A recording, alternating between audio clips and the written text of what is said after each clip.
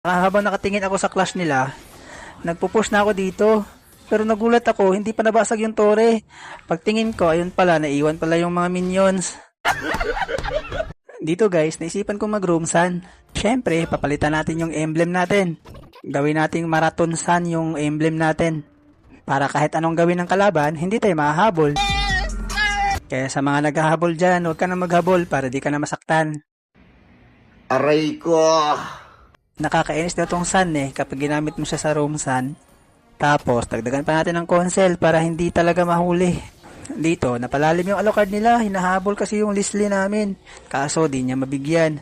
Kaya dito tuloy, siya yung mabibigyan dito. Na first blood nga namin yung Alucard nila. Kaya libre namin makukuha yung first turtle. Dito, pagkatapos namin mag-turtle, may hindi inaasahang mangyayari. Darating kasi dito si Ginang Lolita. Tapos, nagulat ako, bakit yung hero ko, di ko na makontrol. Ang tapang na, dumidiretso na sa tore, ayun pala, si Arnold Wi-Fi, nanghihina ng coins. What the fuck?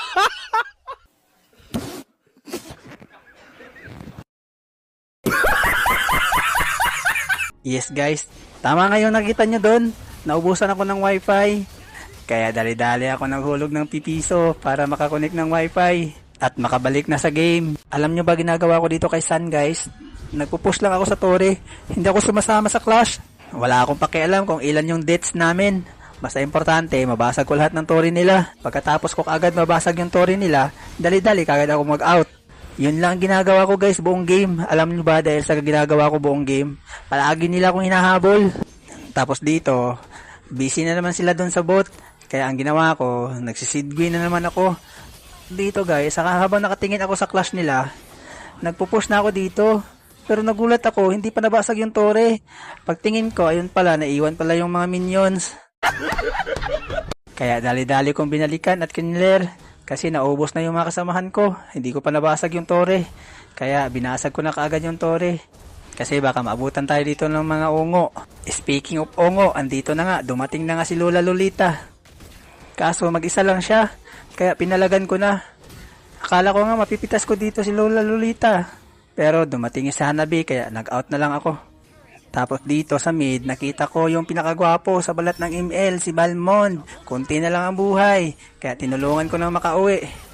At nadamay pa dito si Bigsana, na tita ni Lelia. At sumali na din si Lola Lolita, kaya tatlo silang sabay-sabay umuwi sa kanilang pamamahay. Dito nga may Lord at alam kong maglo-Lord din yung mga kalaban.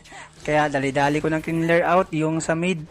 At nakita ko si Tita Bigsana mag-isa lang sa top, nagki-clear ng minions, kaya pinuntahan ko na. Sumama nga sa akin dito si Leslie. Mabibigyan nga namin dito si Tita Bigsana. Tapos, binabala ko sanang tapusin to. Magta-tower lock na sana ako dito kasi nasa Lord pa yung mga ungo. Kaso, umuwi pala yung mga ungo at dinipinsahan nila yung tore nila, kaya napa-out na lang ako. Dahil nga umuwi sila, libre namin nakuha yung Lord. Tapos, nakasalubong ko pa yung pinakagwapo dito. Kaya ayun, patay na naman ang ga. Sorry. Tapos dito, mabibigyan namin yung Alucard. Tapos, susunod din yung Hanabi. At dahil dyan, wala na yung Alucard at Hanabi, dito na matatapos yung larong ito. Kasi, 3 na lang yung matitira sa kanila. At may nagmamarcha pa kaming mga minions.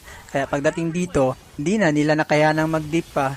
Kasi, nag-tower lock na yung mga kasama ko at niratrat pa sila ng ultimate ng Chang'e.